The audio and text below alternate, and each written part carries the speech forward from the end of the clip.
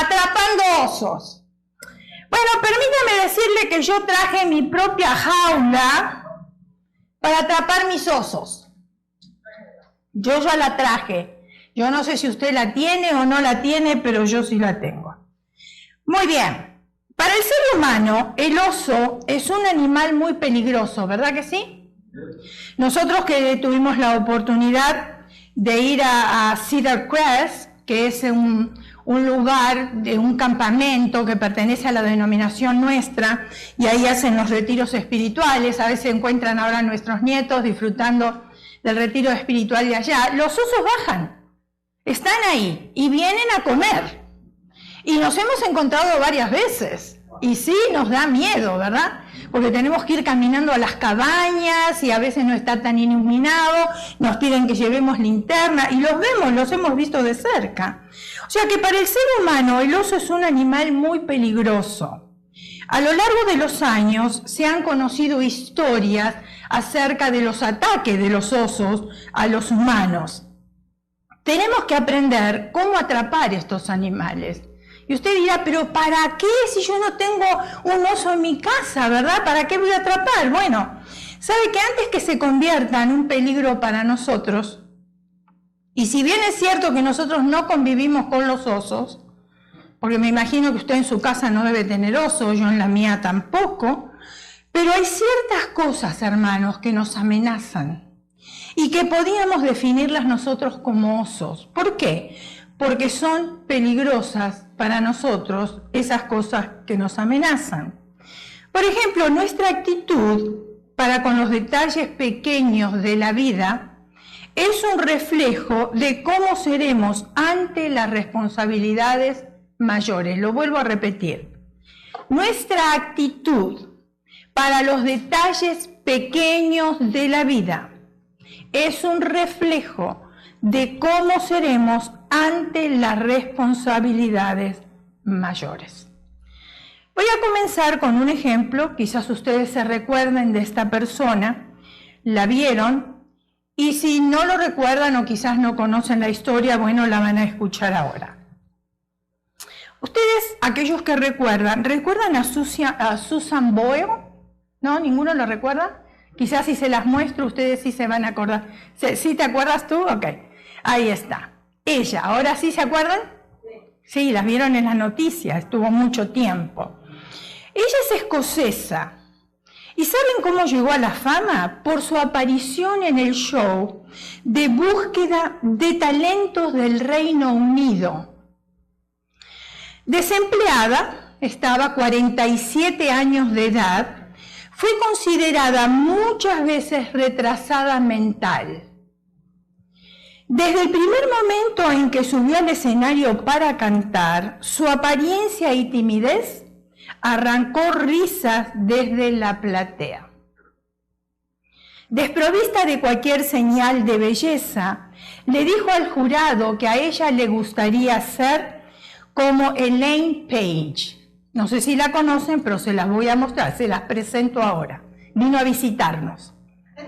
Esta es Elaine Paige, una famosa y elegante cantante, lo que sonó totalmente ridículo para la mayoría de los que estaban ahí escuchando cuando ella dijo que le gustaría ser como esta persona. Susan, despreciada por el jurado y por todo el público, enfrentó la vergüenza y también el desprecio con gran valentía. Cuando empezó a cantar, todo el auditorio enmudeció y estallaron de aplausos y gritos de aprobación. Al día siguiente, YouTube, porque tiene una voz extraordinaria. Al día siguiente de este suceso, en YouTube se encargó de publicar la noticia del nuevo talento. En pocas semanas hubo más de 100 millones de accesos al video de Susan. Miren cómo Dios hace las cosas. La dueña de esa voz se convirtió en una celebridad en pocas horas. ¿Por qué esta historia llamó tanto la atención? Porque simplemente el hecho de que los seres humanos juzgamos por rótulos. Antes de conocer el contenido a una persona y la juzgamos por su apariencia, pero realmente no hemos hablado con esa persona para saber qué es lo que contiene dentro, no la apariencia, porque lo de adentro es lo que importa. Cuando Susan dijo que quería ser como Elaine Page, todos se rieron y se burlaron. Porque muchos piensan que una persona que no posee, especialmente en esta sociedad que nosotros estamos viviendo, y yo sé que usted va a estar de acuerdo conmigo, que una persona que no posee demasiado atractivo físico no puede cantar bien. ¿Cómo asociar una cosa con la otra? ¿Acaso solo las personas de un cuerpo esbelto y una cara bonita pueden tener gran voz y posibilidad de triunfar en la vida? ¿Verdad que no? Desde los 12 años Susan soñó con cantar. Y cantar profesionalmente, pero nunca fue aceptada por nadie.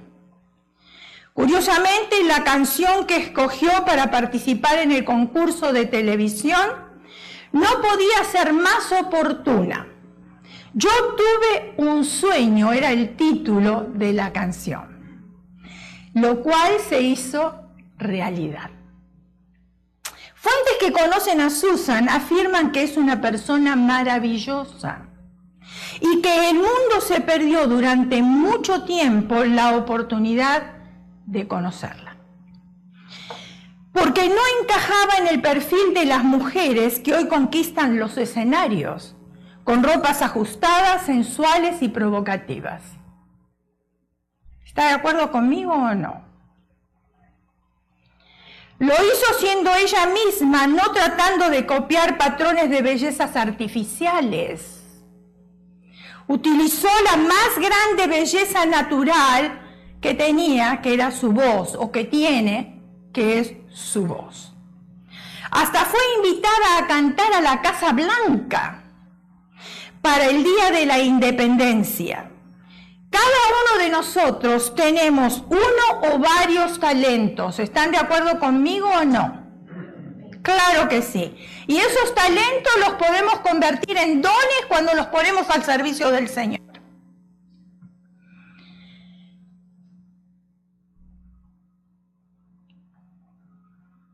En el manual de instrucciones, Dios nos dice que Dios mandó al profeta Samuel. Vamos a ir al manual de instrucciones. A buscar un hombre con un corazón para que ocupara la corona de Israel. Y ustedes ya saben de quién estoy hablando. ¿Quién era conforme al corazón de Dios? ¿Qué dice la Biblia? David. Al llegar a la casa de Isaí, ¿quién era Isaí? Isaí era el padre de David. Al llegar a la casa de Isaí, no se dejó llevar por las apariencias Samuel. Escogió el más joven y el menos visible de los hijos. ¿Por qué estoy diciendo el menos visible de los hijos? Vayamos a 1 Samuel capítulo 16, versículo 7 y nos va a dar la razón.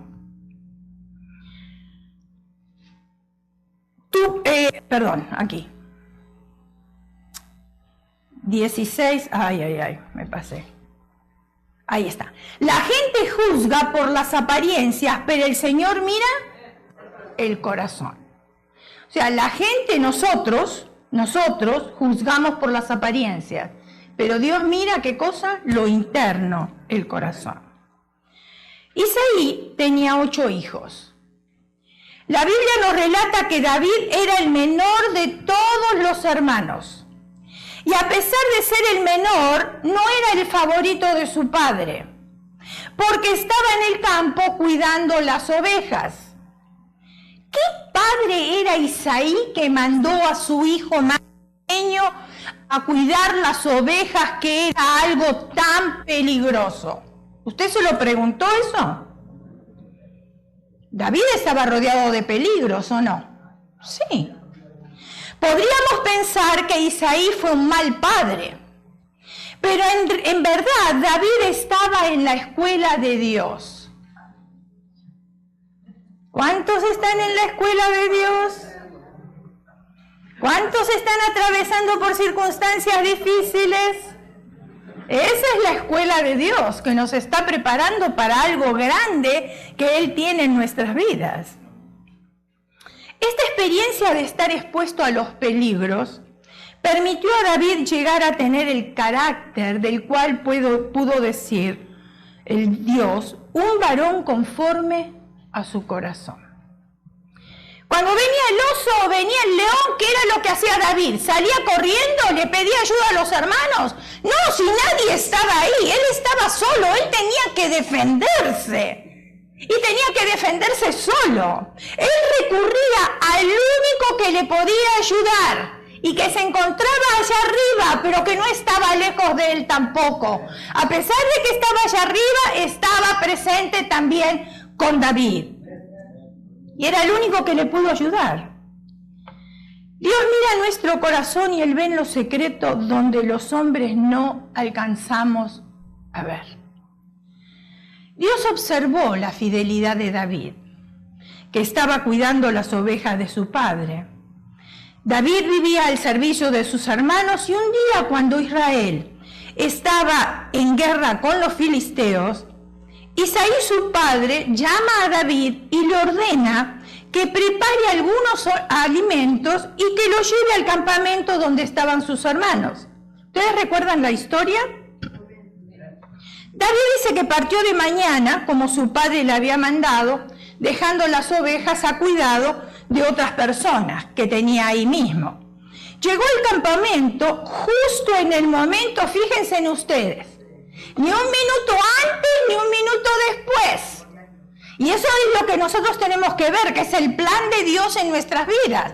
Porque Dios nunca llega tarde a la vida de nosotros, ni llega antes ni llega después. Llega en el momento que nosotros realmente le necesitamos, ahí está para socorrernos y ahí está para ayudarnos.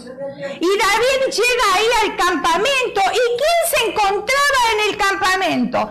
Él había ido a llevar comida a sus hermanos, ¿o no? Él había ido siendo obediente a su padre, porque el padre le había dicho que debía de ir. Pero cuando llega ahí se encuentra con un gigante llamado Goliat. ¿Qué estaba haciendo ese gigante ahí? Desafiando al ejército de Israel. Había tanta gente preparada, mis hermanos. Porque un ejército está preparado, ¿sí o no? ¿Está entrenado para salir a la batalla? Claro que sí, tiene estrategias, tiene recursos, sí, pero David no tenía ni entrenamiento, ni estrategia, ni tenía recursos. El único recurso que le quedaba, Dios. Pero llega ahí en ese momento. Deja su carga en manos del que guardaba el bagaje y corrió donde estaba el ejército y preguntó por los hermanos. Si David hubiese sido irresponsable, hubiese olvidado su encargo y se hubiese alistado en la línea de batalla a curiosear, como hubiese hecho cualquier joven, ¿o no? Acuérdense en que David era joven. Pero él había recibido una enseñanza tan severa por parte de Isaí, su padre, que nunca hubiera desobedecido. ¿Ustedes se acuerdan? El viernes estuvimos acá hablando de los jóvenes, cómo éramos los jóvenes de antes, cómo son los jóvenes de ahora de esta sociedad.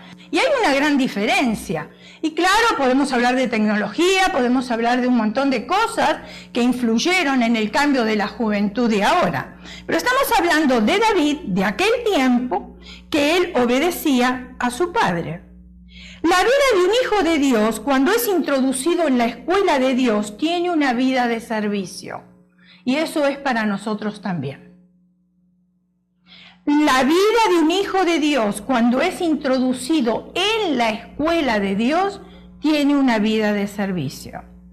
Y cuando estoy hablando de servicio, hermanos, escúchenme bien, no pensemos necesariamente predicar del púlpito. Ese no es el único servicio que se hace en la iglesia. Hay muchas otras cosas que son sumamente tan importantes como predicar desde el púlpito y que son tan necesarias como predicar desde el púlpito también. Hay otros servicios que se pueden cumplir. Y en esa misma fidelidad en lo secreto que fue David, lo que preparó a David para su gran prueba pública contra Goliat. Dios no nos puede usar para matar gigantes. Escuche bien porque esto es para nosotros. ¿Cuántos quieren matar gigantes? Y no estoy hablando de gigantes como Goliat, porque no los tenemos ahora aquí en la tierra. Pero sí se levantan gigantes en nuestra contra. ¿O acaso los enemigos de nuestra alma no son gigantes? ¿Acaso Satanás no envía su hueste de maldad para que nos hagan la vida imposible? Claro que sí, y cuando atravesamos por circunstancias difíciles, ahí está un mensajero de Satanás encargado para hacernos la vida imposible. Y si nosotros no sabemos distinguir bien quién nos está haciendo la vida imposible, vamos a pensar que es una corrección de parte de Dios. Y Dios corrige al que ama también. Pero cuando nos hace la vida imposible, es un enemigo, un gigante que se levantó y que nosotros tenemos que aprender a combatir. El viernes que viene estamos cambiando de tema y vamos a hablar acerca de la guerra invisible. Si usted está interesado en saber cuál es la guerra invisible, entonces el viernes usted necesita estar aquí. Si usted está interesado en crecer en las cosas de Dios, el viernes necesita estar aquí. Porque más escuchamos, más aprendemos, más ponemos en práctica, más podemos distinguir cuál es la voz de Dios y la voz de nuestro enemigo. Entonces vuelvo a repetir, Dios no nos puede usar para matar gigantes y hacer grandes cosas en su reino si no somos fieles en lo poco.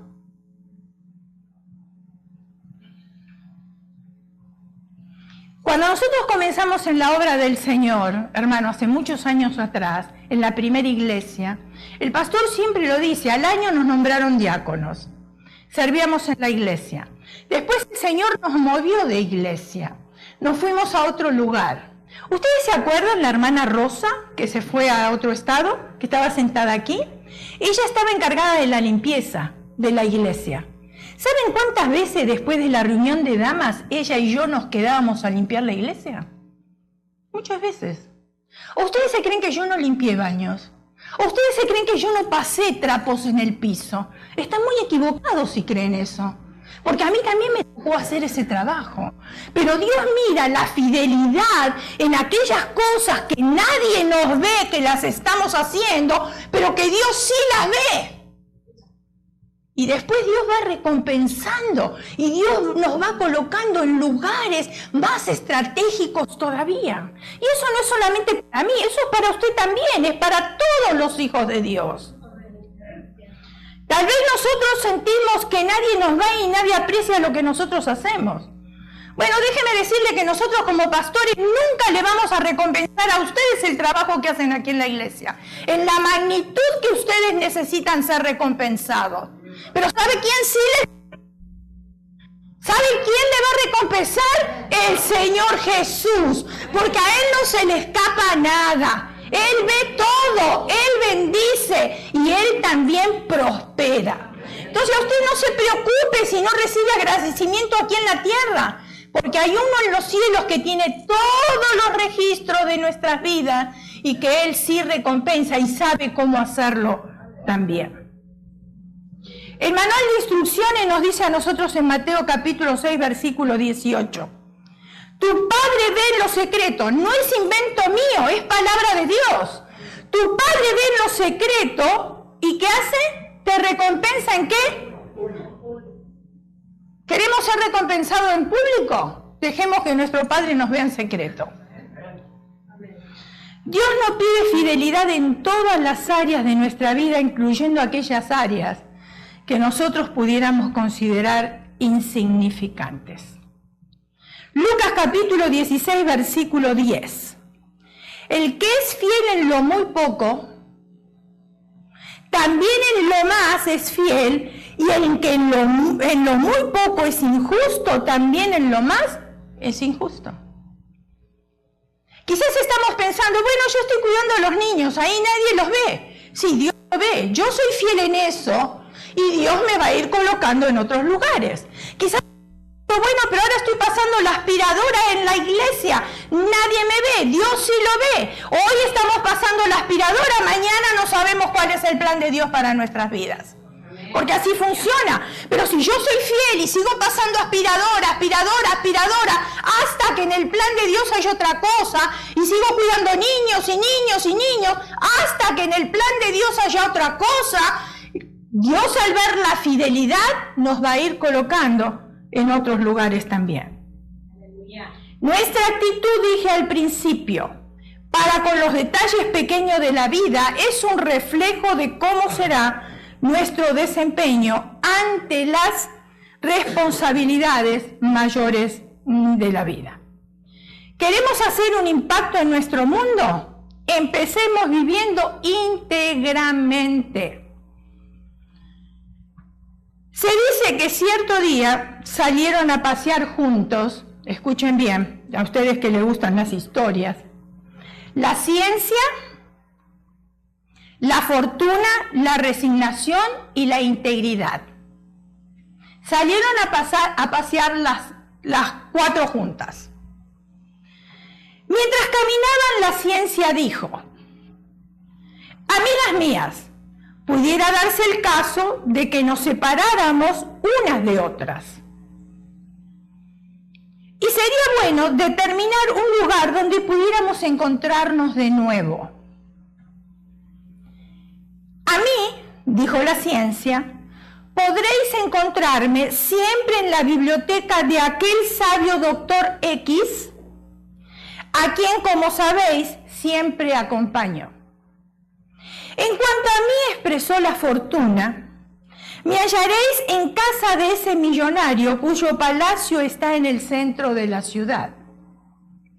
La resignación dijo por su parte: a mí podréis encontrarme en la pobre y triste choza de aquel buen viejecito, a quien con tanta frecuencia veo y que tanto ha sufrido en la vida.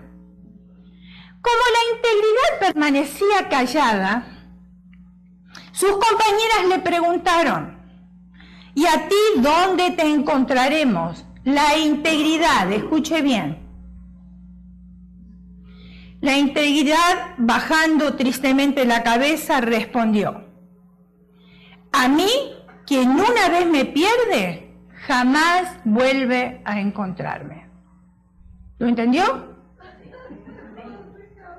La integridad, bajando tristemente la cabeza, dijo: a mí, quien una vez me pierde, jamás vuelve a encontrarme.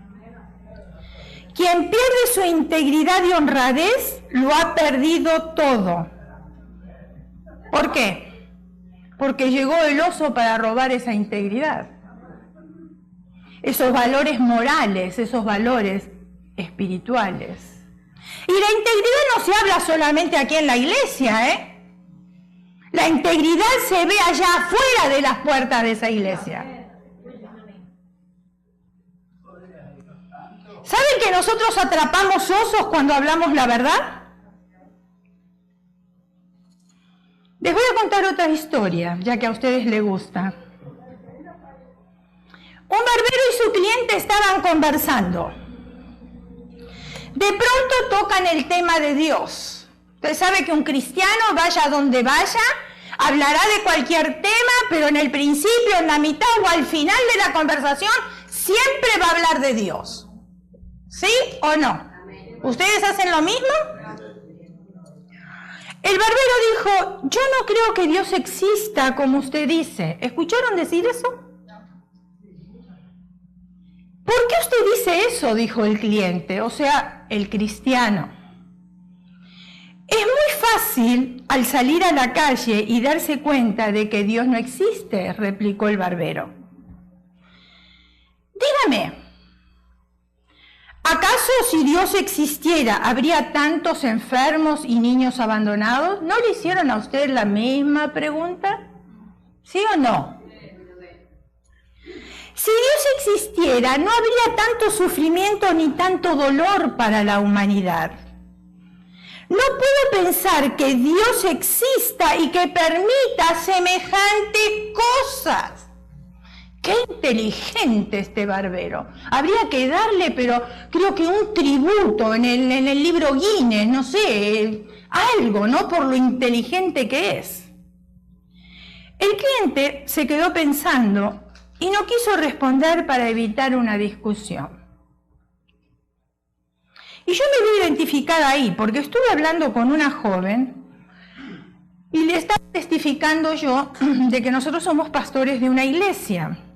Oh, me dice, ustedes son pastores, a mí me gusta mucho cómo adoran los cristianos. Así me dijo. Ella es de la iglesia tradicional. Me gusta mucho cómo adoran los cristianos. Pero hay una cosa que a mí no me permite asistir a la iglesia cristiana. ¿Quieren que les diga lo que me dijo? Porque todos los pastores roban el dinero. Primeramente, todos. Me parece que es una exageración, porque no todos roban el dinero. Que los habrá si los hay, no vamos a mentir. Pero yo no quise discutir, porque primero no sentí que era para discutir y segundo yo no tenía que defenderme nada.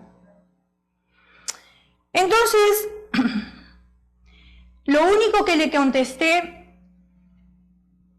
Dios no tiene la culpa. Eso fue mi respuesta, nada más. Pero parece que el Espíritu Santo le redargulló, o la conciencia. Llámelo como quiera, ¿verdad? Le redargulló y dijo, bueno, en mi religión tampoco se hacen todas las cosas bien. Pero tampoco le discutí. Porque miren, la Biblia no es para discutir, es para vivir por ella. Y a veces perdemos tanto tiempo discutiendo por cosas que otras personas no entienden y que no nos van a entender. Pero que sea el Espíritu de Dios que se lo haga entender. Y que a través de mi testimonio ella pueda ver una diferencia y cambiar su manera de pensar. Entonces a este cliente le pasó lo mismo, no quiso discutir. Al terminar su trabajo, el cliente salió del negocio y vio a un hombre con barba y con cabello largo. Entró de nuevo a la barbería con este hombre de barba y cabello largo y le dijo al barbero, ¿sabe una cosa? Los barberos no existen.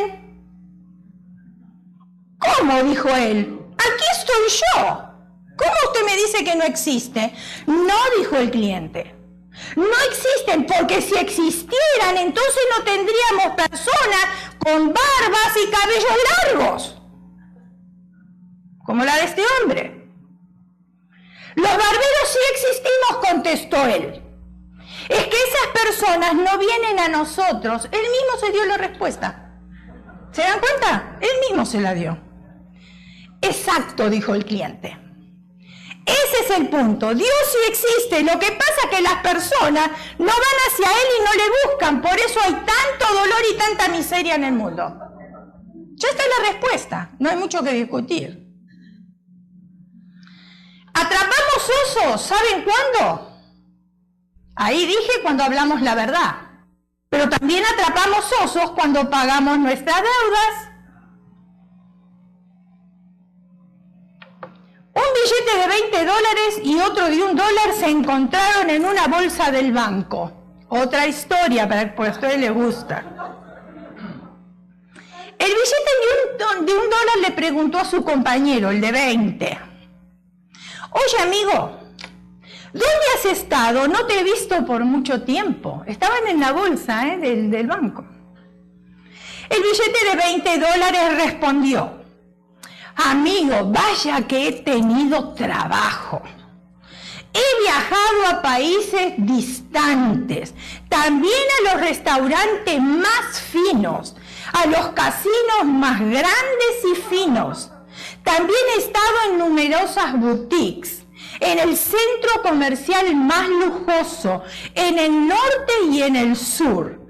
De hecho, justo en esta semana estuve en Europa, en un partido profesional de la NBA, o sea, Liga Nacional de Básquetbol de los Estados Unidos.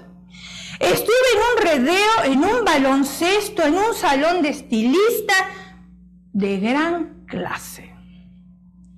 Después de haber descrito todos estos grandiosos viajes, el billete de $20 le preguntó al de $1, escuche, ¿y a ti cómo te ha ido? ¿Dónde has estado? El billete de $1 respondió: bueno, he estado en diferentes iglesias, en el orfanato, en el centro de rehabilitación de drogadictos y con mendigos en la calle. Espera, detente un minuto, gritó el billete de $20. ¿Qué es una iglesia? El billete de $20 no sabía lo que era una iglesia porque nunca había estado en la iglesia. ¿Qué es el centro de rehabilitación de drogadictos? Tampoco sabía. ¿Qué es un orfanato? Tampoco sabía.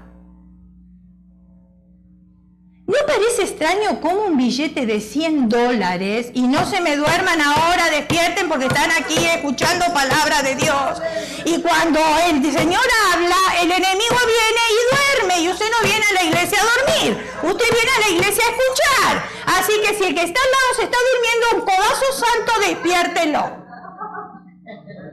¿No es extraño cómo un billete de $100 parece tan grande cuando lo llevamos a la iglesia, pero tan pequeño cuando lo llevamos a las tiendas? Es extraño, ¿no? Alguien subió esto a Facebook, refiriéndose a una amiga que siempre se quejaba de sus deudas. Escuche. Comprendo que tengas problemas pagando tus deudas y llegando a fin de mes. Pero en las publicaciones de tu Facebook veo todo lo que sí te puedes permitir comprar.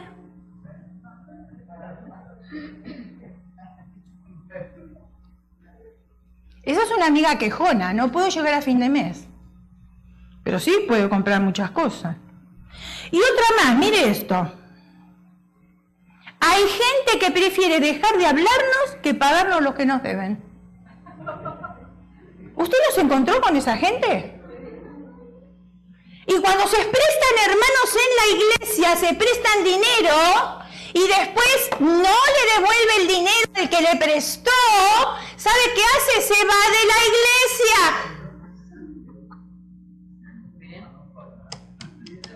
En el amor del Señor no preste dinero. Y si lo necesita y usted lo quiere dar, regálelo. Porque entonces usted ni va a estar pecando cuando vea a la persona que no le pagó, porque usted lo regaló y ya está en paz. Y la otra persona no tiene que irse de la iglesia porque no le quiere pagar, porque no tiene ganas de pagarle, por lo que sea. ¿No parece extraño cuán larga parece una hora cuando oímos de Dios? Pero muy corta cuando juega un equipo de baloncesto por 60 minutos.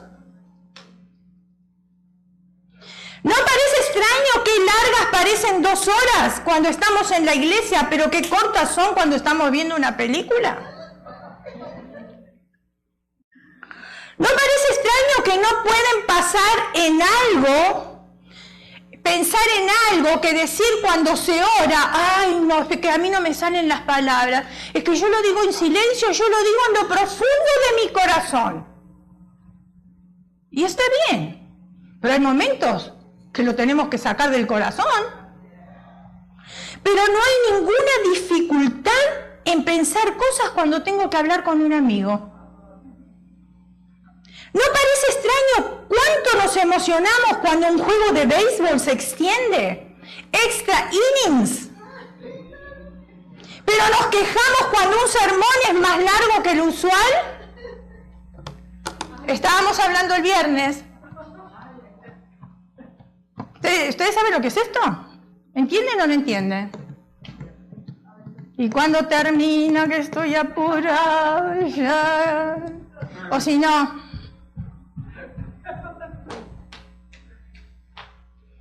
Habla el cuerpo, ¿no es cierto? Si habla, de eso estamos hablando el viernes. Se lo perdió. ¿No parece extraño lo difícil que es leer un capítulo de la Biblia? Pero es más fácil leer 100 páginas de una revista secular. ¿No es extraño cómo las personas desean los asientos del frente en cualquier juego o concierto, pero hasta se esfuerzan por buscar los asientos de atrás en las iglesias? Y no por el aire acondicionado, ¿eh? Pues yo sé que muchos se sientan atrás para evitar el aire acondicionado, gloria a Dios por eso. ¿No parece extraño que necesitemos un mes de aviso para incluir un evento de la iglesia en nuestra agenda? Pero que podamos ajustar nuestra agenda para otros eventos de último momento. Hello. ¿No parece extraño lo difícil que es aprender una verdad simple del Evangelio para compartirla con otros? Pero qué fácil es para las mismas personas repetir un chisme. ¿No parece extraño cómo creemos lo que dicen los periódicos, pero cuestionamos lo que dice la Biblia? ¿No parece extraño que todos quieran ir al cielo siempre y cuando no tengan ni que creer o pensar o decir o alguna otra cosa, pero todos quieren ir para el cielo? ¿No parece extraño cómo podemos enviar miles de chistes por correo electrónico o texto y se esparcen como regueros de pólvora? Las cosas más tontas tienen más seguidores, ¿o no? Las más ridículas tienen más seguidores. Pero usted ponga una cita bíblica y lo primero que hacen es borrarlo al trash. Rápido. No me interesa.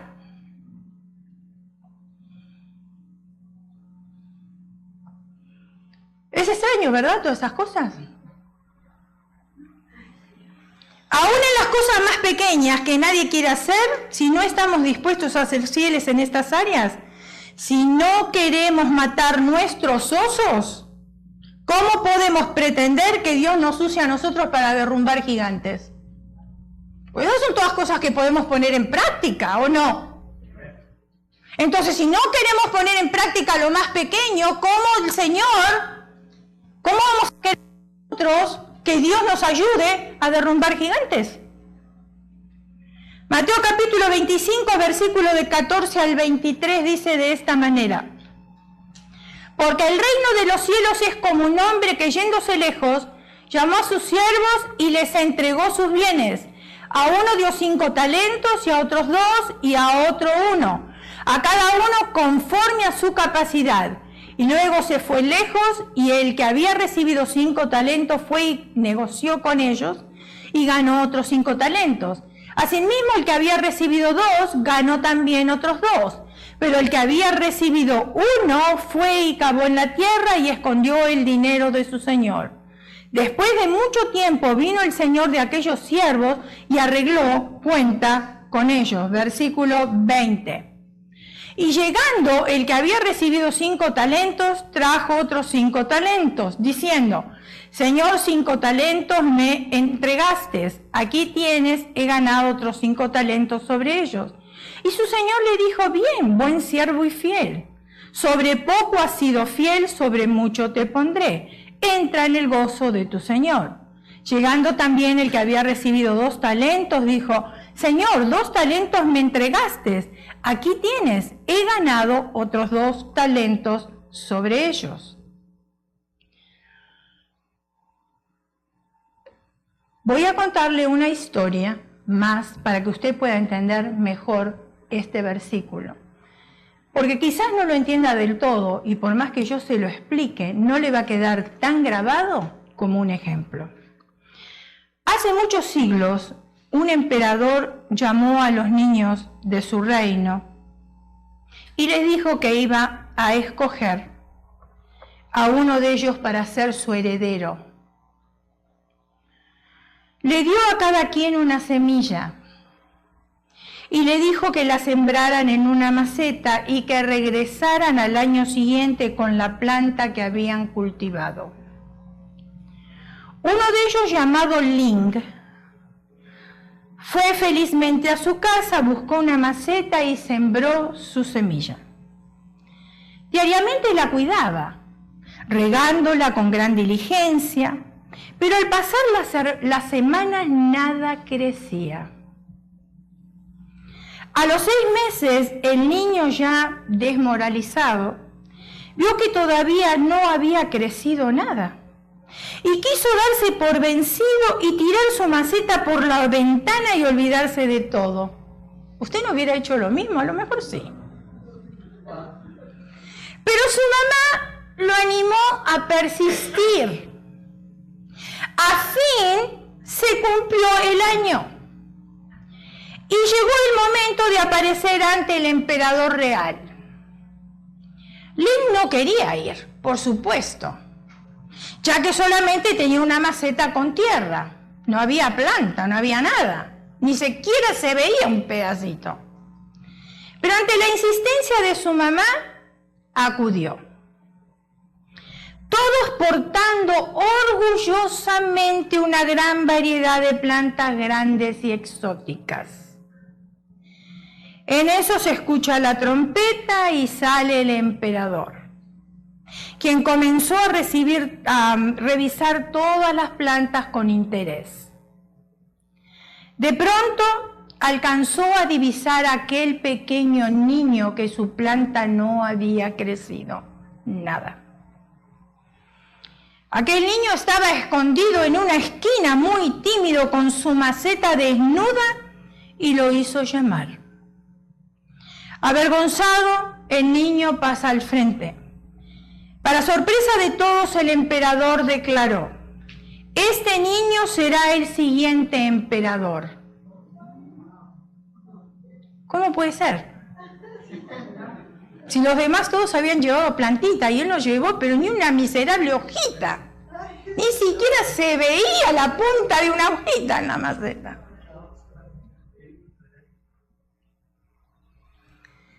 Ya sé que quieren el resultado de la historia, porque yo ya lo iba a dejar para la próxima vez. Pero para que ustedes no coman ansias, mejor que disfruten el domingo y vayan a comer una buena comida, se las voy a contar. Me agarraron de buenas. Entonces el emperador dijo esto: a todos ustedes se les entregó una semilla cocida, que no podía crecer. Obviamente se desesperaron y al no ver su semilla crecer, consiguieron otras semillas.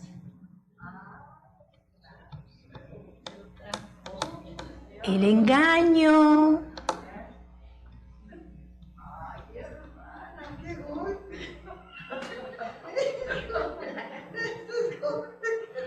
Solamente este niño ha mostrado la integridad.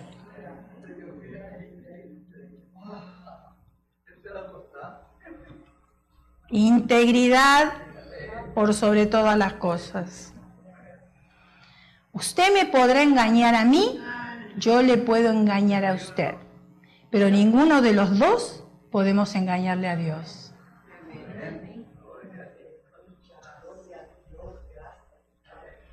Solamente este niño, dijo el emperador, ha mostrado la integridad y persistencia necesaria, porque imagínense qué paciencia, un año entero regando y no viendo nada, regando y no viendo nada, regando y no viendo nada, y encima de no ver nada, presentarse.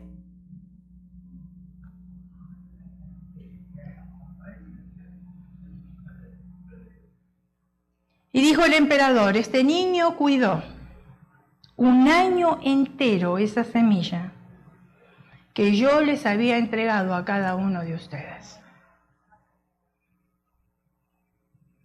¿Será que a veces Dios nos da semillas cocidas a cada uno de nosotros? Para ver si tenemos nosotros la paciencia, la constancia, la fidelidad de esperar en su respuesta. Porque como estamos en el tiempo, hermanos, del microondas, microwave, queremos las cosas así, las oraciones así, la prosperidad así, la salud así. ¿Usted no se pone impaciente cuando está en la línea de un supermercado? ¿Sí o no? ¿O usted espera con paciencia que todos compren y que den una revista de cupones? ¿Verdad que no? Todos queremos avanzar, llegar rápido. Vivimos en una sociedad que nos apura. Fíjense en ustedes que ya están poniendo la ropa de invierno en los negocios. Y recién empezó el calor para nosotros. Nos apuran a pensar. Y ahora termina la ropa de invierno y después empiezan con los trajes de Halloween. Y después empiezan con Acción de Gracia. Y después empieza Navidad y todo está junto. Nada está separado. Ahora Acción de Gracia, Navidad, Halloween, es la misma cosa. Y nos apuran los comerciantes a pensar, a comprar. Y después nos apuran tanto que estamos acostumbrados en el diario vivir a hacer las mismas cosas. Siempre apurados. Yo creo que esta es una enseñanza para todos nosotros. Para mí fue una enseñanza. Si usted quiere la toma, si no, deséchela. ¿Sabe que nosotros necesitamos seguir adelante aunque no veamos frutos? No es fácil, ¿eh? No es fácil. Pero ¿qué dice la Escritura? El que persevera hasta el fin, ¿qué es? Es salvo. O sea, yo no soy salvo el día que levanté mi mano y acepté a Cristo como mi Salvador personal. Ahí se me otorgó la salvación a mi vida. Pero ahora está en mí si yo voy a conservar esa salvación o la voy a desechar. Entonces yo tengo que perseverar hasta el final. Contra vientos, mareos, tormenta, maremoto, lo que venga que se ponga adelante. Piedras, montañas, como dijimos, dile a esa montaña, muévete, muévete, porque acá pasa un hijo de Dios, pasa cualquier cosa. Y la montaña se tiene que mover, las circunstancias difíciles se tienen que mover. Pero mientras tanto estamos en la escuela de Dios y Dios nos está preparando y Dios nos está refinando, porque Él puso sus ojos sobre usted y sobre mí y Él no va a quitar sus ojos de nosotros. Y si el propósito de Dios no se cumple en nuestra vida, la culpa no es de Él, la culpa es mía, porque yo no permití que ese propósito que Él tenía sobre mí, yo no permití que se cumpliera. Por mis decisiones, por mi carácter, por mi voluntad, por un montón de otras cosas. Fíjense en ustedes que cuando Dios colocó a Adán y Eva en el huerto del Edén, dicen que el jardín era hermoso. No tenían nada que hacer más que tener comunión con Dios. Pero después, cuando entró el pecado, las cosas cambiaron. Empezaron a crecer las malas hierbas, tuvieron que trabajar, tuvieron que cuidar. Así somos los seres humanos. No apreciamos las cosas que realmente tienen valor. Y eso es lo triste. Y estamos siendo entrenados en la escuela de Dios. ¿Por qué? Porque a Él le costó un precio muy grande ahí, en la cruz del Calvario. Y muchas veces, porque la salvación es gratis, no la apreciamos.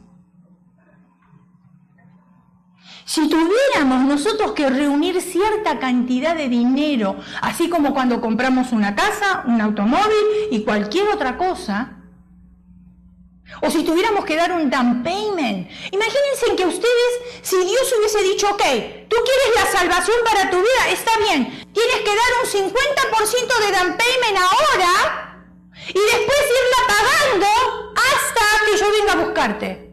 ¿Qué hubiéramos hecho nosotros? Porque en esta tierra así funciona. Usted va a comprar una casa y tiene un down payment que dar, no el 50, pero tiene que darlo. Y después tiene que pagar mensualmente. Y nosotros decimos, ven a mi casa. ¿Cuál casa? Si es la casa del banco. Porque todavía no la terminamos de pagar. Cuando la terminemos de pagar, entonces es mi casa. Y ni es mi casa tampoco, es de Dios. Porque yo soy administrador aquí en la tierra. Entonces no diga usted, su casa es mi casa. Porque entonces si usted me dice eso a mí, yo le voy a pedir a usted que me dé el título de propiedad y yo la puedo vender cuando a mí se me antoja. ¿Me entendió o no me entendió?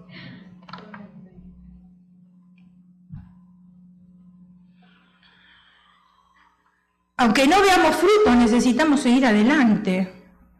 Aunque nadie nos rinda reconocimiento, necesitamos seguir adelante. Aunque otros nos menosprecien, necesitamos seguir adelante. Así como en los días de Samuel y David, Dios está buscando hombres, sigue buscando hombres a través de los años. Hombres, mujeres, jóvenes y niños con un corazón dispuesto a serle fiel a Él en las cosas más pequeñas. Pregunta: ¿seremos nosotros uno de esos hombres, mujeres, niños y jóvenes que Dios está buscando? De serle fiel en las cosas más pequeñas. ¿Cuántos están dispuestos a decirle a Dios: sí quiero continuar siendo fiel? Sí quiero continuar siendo fiel. Mientras el hermano nos dirige con este canto, ahí usted donde está, hable con Dios. El altar está abierto. Si usted quiere hacer un compromiso con